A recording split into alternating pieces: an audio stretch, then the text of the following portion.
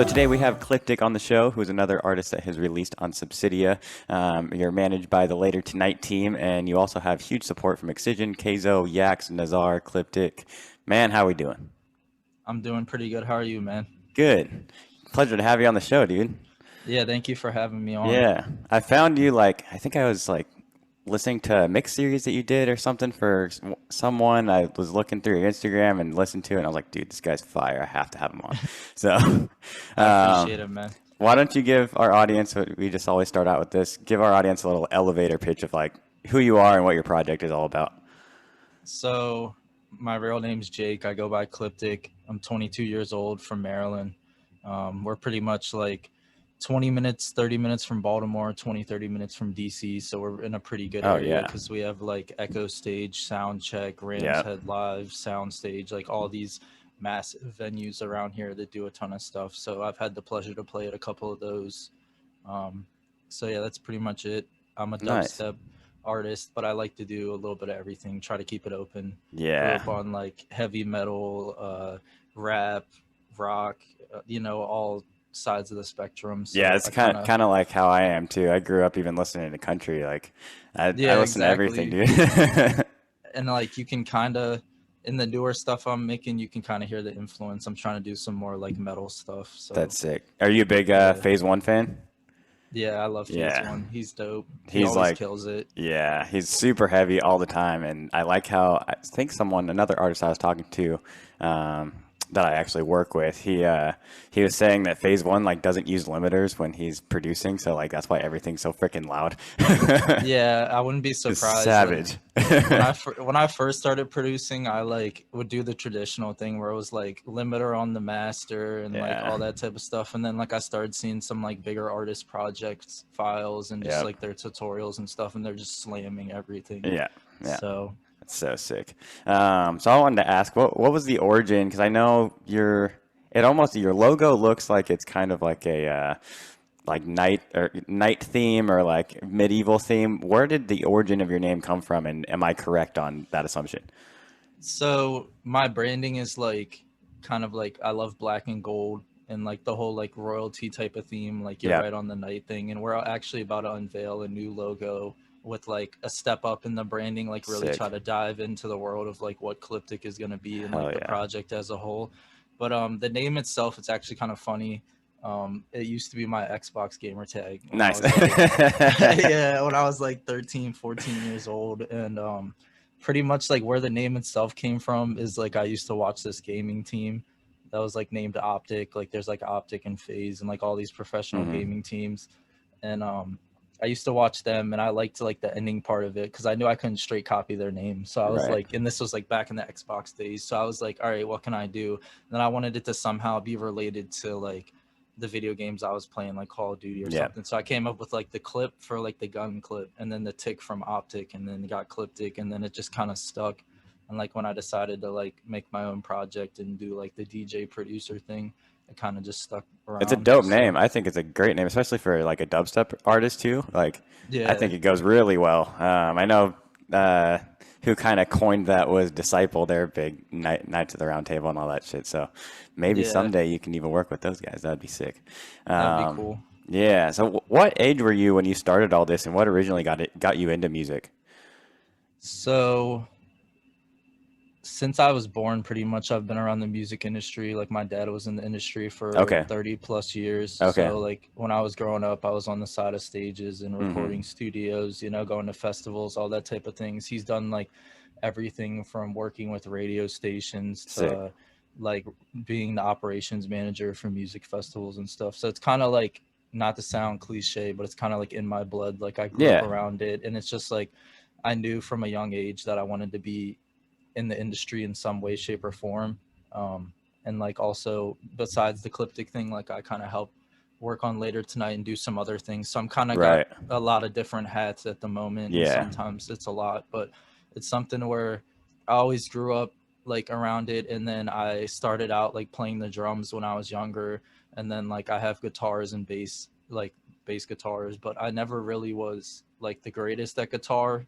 I was like mediocre. You know, I could play like TNT by AC/DC, Yeah. Smoke on the Water, all that type of stuff. I just never really put the time in, but like I got decent at drums, so I kind of have like a rhythmic background and like listening to hip hop and all that. And That's kind of how I am too. I took like guitar lessons and stuff, and like it just didn't, I don't know. I wasn't passionate enough about it to like grind through the difficult parts.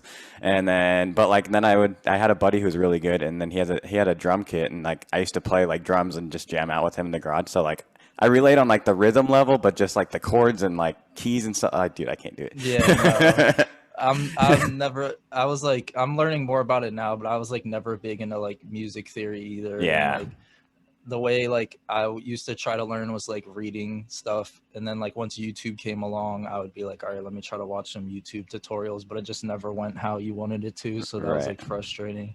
And then when it comes to like the EDM side of things, I was a patron or a fan obviously before I turned into an artist. And like the way it was for me is the only real festival I could go to at the time was Moonrise, because Moonrise was all ages, and like I was only like 16, 17. Right. So I couldn't go to Echo, I couldn't go to Ram's Head, I couldn't go to any of these venues around here really to see the EDM shows.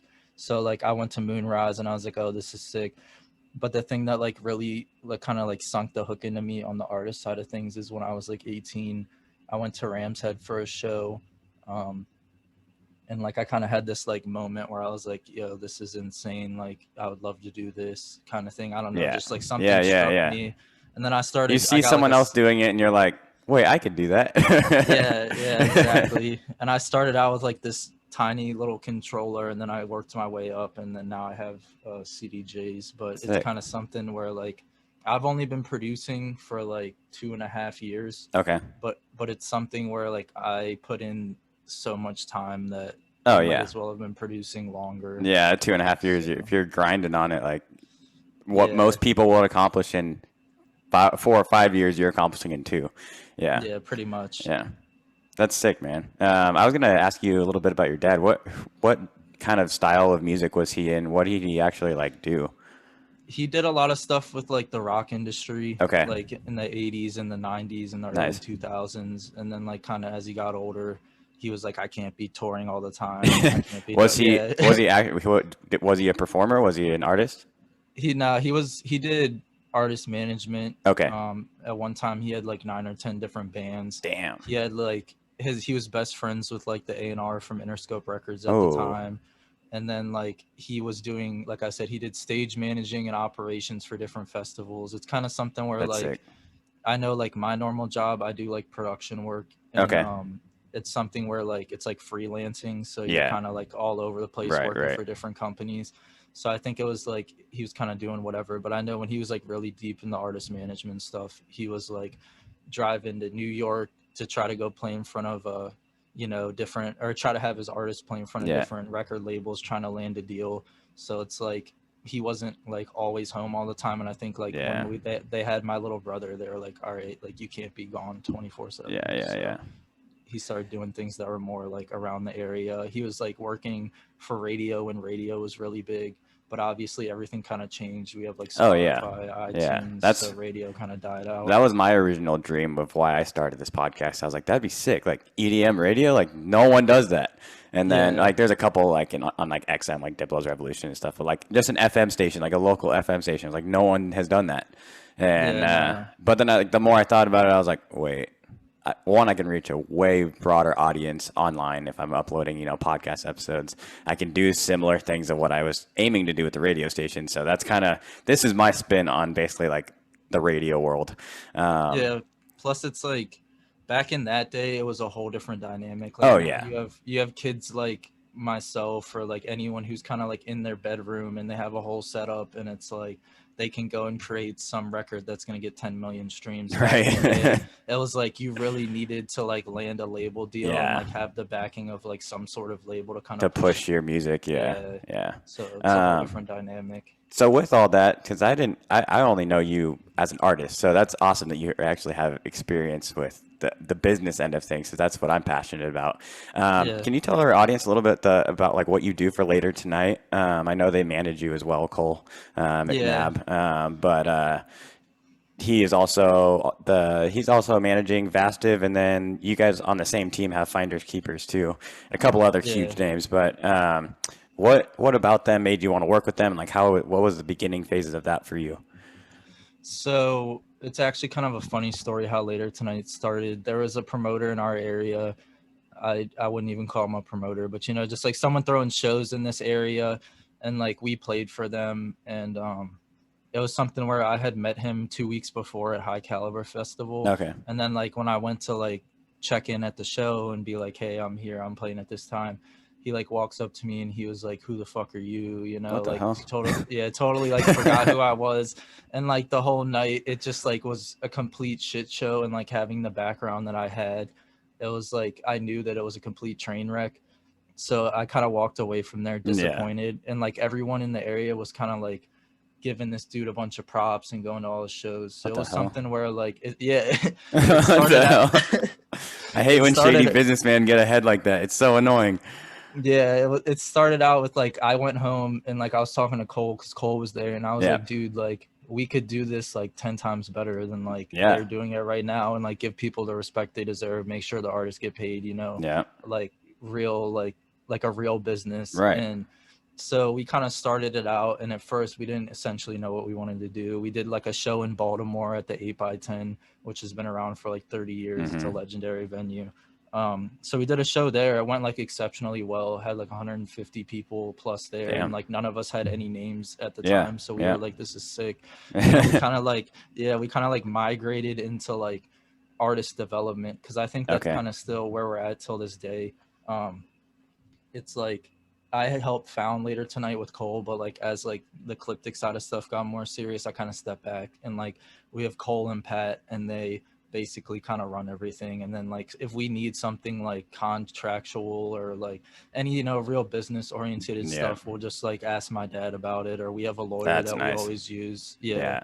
So that's kind of like where that is. And then like it's still like constantly growing and constantly changing. Like where we started like in, because Later Tonight's only been around for 2 years, so where we Okay. started 2 years ago is like way different than where we Yeah. are now in Yeah. regards to like just the caliber of artists we Well, have. when you guys are grinding too, and like that, obviously you guys you're dating Lays, and you have connections with deeper within the industry. I've seen pictures with, you guys know Zia, you guys know a bunch of bigger names, Sippy, but with all that, like, it's crazy. Like, as long as you guys keep grinding, like, it's crazy the leaps and bounds that you can make. You're even talking about that with your producing. Like, if you grind it out and you're not lazy about it and you treat it as a job and treat it as a business, you can do a lot in a couple of years. You know what I mean? So Yeah, that's exactly. incredible. I'm glad you guys are on that track.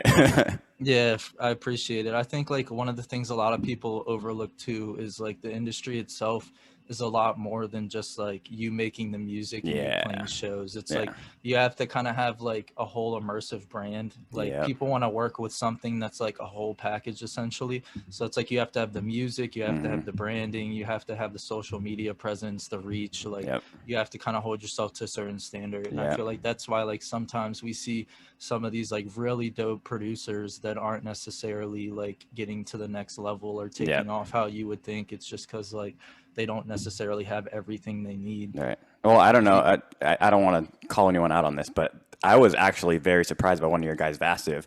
I thought he had like a way larger following, and I looked at his Instagram. I was like, dude, he's like, what the heck? He's seeing like the way you guys package him makes it seem like he should be a little bit bigger than he is. Because he's one of those people where it's like he's criminally underrated, and he's finally starting to get like kind of the traction he deserves. Like in the last couple months alone, like he's landed a bunch of like huge collabs. He has like 1 or 2 collabs with company. He has yes. I can't say some Don't, of the yeah, stuff, yeah. but he's landing all this huge stuff, and he's finally Hell getting yeah. shows and like recognition. But he's someone where the way we found Sam, because that's Vastive's real name. Sam. It was like him and Lays were in the DJ battle at Big Dub Festival in 2019, and they like went head to head against each other in like the semifinals, because they broke it down kind of like by genre almost. Right, It was like they were like the dubstep semifinalists, and then there was like experimental, Oh, that's and then sick. like those two faced off. So it was funny because Sam, we saw him live. I was like, oh, this kid's pretty good. And like Layla said, he was the only one that like kind of gave her respect. Like everyone probably looked at her like, oh, who is this type of thing. What the hell? But he came up to her and was like, hey, you killed it. That was awesome. Like he wasn't upset when he like lost or anything. So it's like we just started talking and I was like, hey, send me your stuff. And he sends me music. And it had like 50 plays and like 10 likes on SoundCloud. And I was like listening to it and I was like, dude, what the fuck? Like, this is insane. And like, me and Cole from there, like we kind of took Sam and we're like, yo, like we'd love to work with you. And then like, because he was someone who had been producing for years before that. He just like I said, you need kind of the full package. He didn't have many connections. He didn't have his brand down. So now it's like you're just seeing him like take off like a rocket, and it's which is like, dope. It's awesome. Yeah, he's a great he's guy. super talented, extremely talented. He sings. He can like really he lays out like he's the one that sings on all of his tracks. Oh shit, that's dope. So he's like, I know he has a vocal feature coming out. Dropping on a big label, but nice. So he has like a vocal feature coming out. He's doing vocals for like some bigger artists, but like he also, like I said, he has some like massive collabs. He's insanely talented. He does like melodic DMB, dubstep, like whatever metal, like all of it. So you guys have a pretty decent relationship with the Subsidia team now. Most of you guys have released with them. Can you give us a little bit of insight on your? I really like your song Zeus that you've released with them. Can you give us a little like backstory of that song? So that was like right around the time, because we used to manage Lays too. Like Cole my manager used to manage Lays as well. So this was like right when she made the transition from us to her new management, and it was something where they were like, hey, like X wants you to send them some stuff. So we had just like almost wrapped up that collab. We actually had different vocals on it, but we took them, I think it was from World of Warcraft or something, like one of those major games. So we're like, she sent it to X. Like it was funny because she was debating it. She's like, I don't know if it's good enough. Like we were second guessing. Well, of course, you're sending music to Excision. Everyone's gonna second guess themselves. Yeah, so like we knew about the label. We didn't know what it was yet. We just knew he was collecting music for something, because one of our other artists, Bloody, he sent something to X like 5 months before that. Okay. And he was like, hey, like, do you mind if I keep this? I have something going on, blah blah blah. So we knew like something was out. But so Layla sends him the tune, and like she gets a reply within like 10 minutes, and he's like, hey, this is sick, can I sign this? And Layla like calls me, she's like, hey, he asked if he can sign it, like what does he mean? And I was just like, Lay, he wants to sign it to like whatever he's got going on. And she was like, oh my god. So we kind of like started freaking out, and then like, because that was like a huge deal at the time for us, like it still is till this day. But so that's kind of like how it went about. He signed it, and then we released on the first Subsidia comp, and then after that, like we know kind of like who the Subsidia team is and like where we should be sending stuff, and we have a total of like 12 to 16 Subsidia releases between later tonight, and there's another 5 or 6 that are coming. Hell yeah. So that's awesome. Building a business relationship with Excision's team, that's so sick.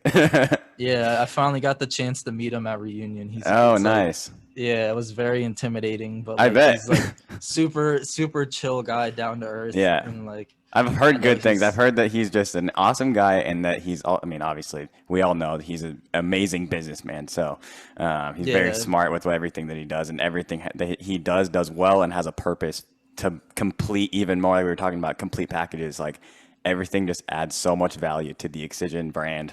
It's insane. He can slap his logo on merch, and like people are gonna eat it up. But that's just the brand, because of the brand he's built. So, you guys are gonna be at Lost Lands, right? Yeah, I will see you guys there. I want to hang out with you guys when I'm there. It'll be dope to meet you in person. Yeah. I was trying to say what's up to your girl at Hard, but I know she was busy, and I was not in the backstage area. So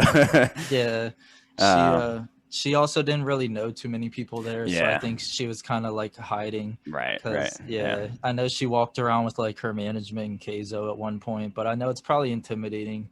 Because that was her first like real experience where she like traveled alone and like didn't Right, have right. anyone with her and stuff. Yeah, So because yeah, normally you went to Big Dub with her like the day before she played, right? Yeah, yeah. yeah, yeah. So yeah, So normally she has you guys, and it's a little different when you have your people there. yeah, Dude, even for exactly. me, like, I mean, I'm comfortable because I'm used to talking to people, but like, even for me, like, it was a little intimidating. I went off by myself day one for like 3 hours or so, and I was literally by myself. But if you have a rhythm about just being able to walk up and talk to strangers and stuff, everyone, that's what I love about the EDM community. Like everyone's most of the time is super chill, super like family environment. So Yeah, um, people are welcoming. yeah. So I did want to talk a little bit about. We have been talking a lot about her. You and Lays have been dating for what, 4 or 5 years now? Yeah, it was over 4 years. Okay. Like, yeah, we've been like together for like almost 5 years, but like officially dating like Did you four guys and some did you change. guys meet through music, or were you guys just some from the same area? And I knew we met through friends. Like I've okay, known her since like high school. Like I think since she was like damn, 16 or 17. So yeah, it's been a while. But yeah, I knew her before she was Lays, and she knew me before I was Kliptic. So it's yeah, kind of something that like we both like grew into, and it yeah, was something where like we were dating because we both used to like play sports, and like she went to shows since she was younger because she had a friend and they looked the exact same, and her friend was like, well, not exact same, but they looked similar enough where Layla could use her other ID to get into like Echo Stage and stuff. So like Layla was going to like the big shows when she was like 16 and that's 17, sick. and like she had, yeah, and I like we went to Moonrise together the one year and stuff. So it was like we kind of like like I said, we started out as like fans, and we were like go to a Yeah, bunch of shows together and stuff, and then like it just grew. And I remember like one day she came over and I had like my little mixer, and she was like, oh, I want to try blah blah blah, and then like okay. it just basically grew. Yeah, it And now just you're like playing Hard grew Summer. and grew. Yeah, exactly. That's sick. So That's yeah, so and dope. she was like super fortunate to like have such like a good group of like producer friends, Yeah. especially now, but like even beforehand when she Right, first right. started, it was like you had like me, all the later tonight guys, and like some people in our area where if she needed help, they would like hop Yeah, on Zoom yeah, calls, or like we would just produce together in person. So she was able to kind of skip a lot of like the yeah, bullshit you yeah, have to go yeah. through when you're Hiccups. first Yeah, learning. Yeah, yeah. exactly. That's that's one thing I know. Like even like bigger names, Jaws, Ghastly. Who else was a part of that? I think Slushy might have been a part of that group. Sullivan King, Kazo, all those guys that like were like in the LA scene when like all those guys are going to Icon. Yeah. All like they all started at like the same time, and now they're like all at the same level at the same time. So it's cool. Like I feel like there's like something like if you have a group that you are able to grow and learn together, I feel like it propels your guys' career like even further than if you're just doing it by yourself. Um, Yeah. Plus, like, kind of like we were talking about with the whole social media thing, like, yeah, it's it also your reach. reposting and having a team of like Yeah. people always bouncing around. Yeah, Yeah. It's that's kind of nice. what we do with the podcast stuff. We have like J6 and Illusions and all those guys on our team that kind of help us with in social media engagement. It does work, man. It does work pretty Yeah. well. Definitely. It does. Yeah. It's nice. So how does the you guys have done a couple collabs now, right? You and Lays. Yeah. What is that like collaborating? Like, I mean, I know you guys knew each other before the project, but is it a pretty easy project or process working with your girlfriend on music? Yeah, I feel like it's definitely a lot easier than like collabing with some other artists, because I know Yeah. like me and Vastive, for example, like we have a collab that like everyone's kind of like dying for it to be released, and it will probably be out in the next couple months. But Okay, like cool. when we collabed, it was like a mix between like sending stems back and forth to each other, because he's on FL Studio, I'm on Oh Ableton, yeah, yeah. and he lives in Virginia, I live in Maryland, so it's not that far. But at the same time, it was just easier to kind of do that, and we did like a Right. couple sessions together in person. But it's like with me and her, it's like we're together a lot as it is. So like Yeah. back then when we were doing all the collabs, it was like she would just come over, I would go over there, and then we would just like work on like a certain part of it, be like, oh, let's try to get like the intro and the build done today, or let's finish Right, the right. first and second drop. And Yeah. I was like, we have very similar like tastes in like the dubstep world. Right. Like we like a lot of the same The artists. Like producing, yeah, you guys' solo tracks sound very similar, so yeah, yeah. it's like we have the same inspirations, like Yeah, yeah. same everything. So it's pretty much like sometimes like it would be funny because coming up like we'd be on shows together, or we'd be going like back to back and stuff, and she would just like play. She used to play before me, which is like funny because now you see where she's at. Yeah. But like when she would play before me, she would play a certain song. I'd be like, oh fuck you, that's in my set too. You know what I mean? And then like it's like, and like even now when I go watch her like prep sets, I'm just like, fuck, she just played like 15 to 20 of the songs I want to play in my next set. Now it doesn't matter as much. Right. So it's like we had very similar tastes, like even with like hip hop and rap music and stuff. It's just like we are like kind of similar people in the musical sense. So but yeah, it's also like she's really good at intros, like she's really good at building intros, and I'm like, I love cranking out drops. So like if I showed that you like works perfect. Yeah, exactly.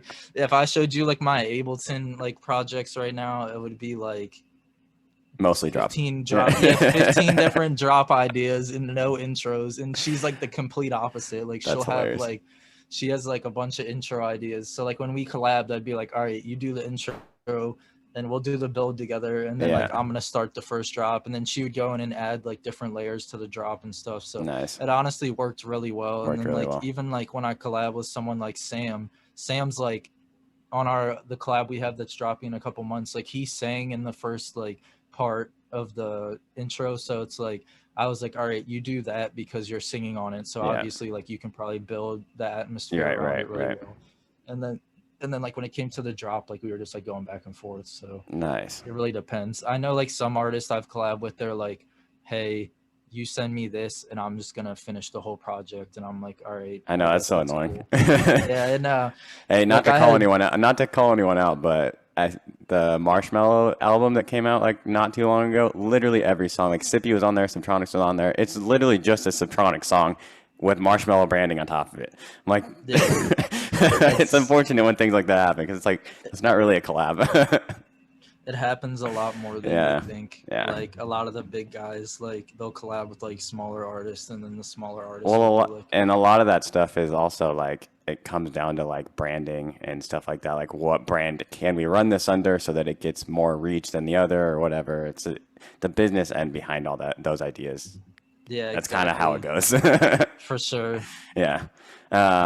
So I like to ask every artist this question, but what kinds of stuff do you like doing outside of music? I know like that's a lot of us, that's a big portion of our lives, but when you take a step away from that and you need like a mental break, what do you typically like doing?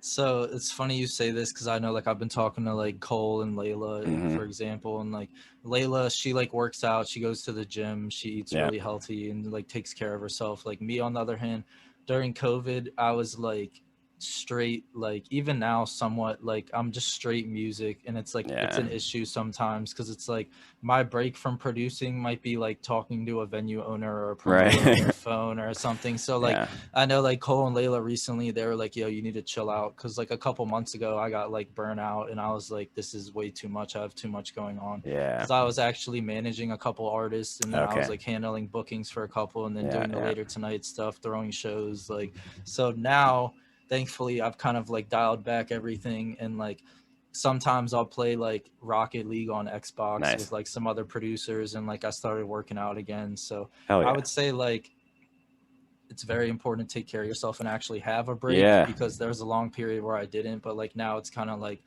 I like to either, you know, watch like TV shows or play Xbox or go work out, you know, just something to kind of like give my mind a break. So, and then like if the weather was nicer, I would like go for walks and stuff, but I don't know why it's been like raining nonstop. Like it's hot as shit in California, so it's like 100 degrees outside in Cali. Lay was telling me that it was like 103 degrees or something at hard summer. Like, that's insane. And we're outside in the heat freaking partying and like over, like I don't know, I feel like Hard Summer is like one of those festivals that I think has the most like injury and death rates, just because of the heat, and people don't know how to take care of themselves in the heat. It's like for me, like make sure and put on sunscreen, make sure you have full Camelback of water, make sure like easy stuff, like make sure you eat so you're not like low blood sugar and in the heat. Like, so it's super important. But that's awesome, man. I'm glad that you are finding some balance in your life. I know I've struggled with the same thing. As I was telling you earlier, like Hard Summer was like I actually like was able to just be like, okay, I'm here for the festival. I'm doing something fun with my friends. Yes, I was like taking video footage and stuff like that to help with this project, but it wasn't like I didn't answer any emails. I didn't do anything, and it was such a nice needed break. Like it was a little hectic when I got back, but it was nice and very needed because before that was like probably maybe September was the last time like I like actually took some time for myself. So Yeah, it was like almost a year. But yeah, I feel that, feel man. you. Yeah. All right, man. Well, before we get out of here, I do want to ask. You're going to be sending the mix. What's your plan for the mix that everyone's about to hear right after this? I'm gonna make sure it has some IDs from like, you know, all the friends. Like I'm gonna have Sweet. some IDs from Vastive in there. I'll have some of my own IDs. It's gonna be like pretty heavy. Normally I open my sets like coming out the gate swinging, you know, high energy, like Yeah. everyone going off. So I think like with the time that the mix is, I'll make sure to, you know, go balls to the wall, maybe Sweet. throwing a little break here and there, throwing some IDs, you know. So Awesome. that's pretty much the plan for it. Awesome, man. And then for everyone who is listening, you can also check the Instagram post. I will be posting the track list. So you guys can follow along while you're listening to his mix. But thank you so much for being on the show, man. I really appreciate it. It was a pleasure talking to you. And hopefully I'll hit you up before Lost Land so we can plan a time to meet up. Yeah, definitely, man. Thanks for having me on. It was a pleasure and I'd love to meet you. So just let me Sweet. know. Of course.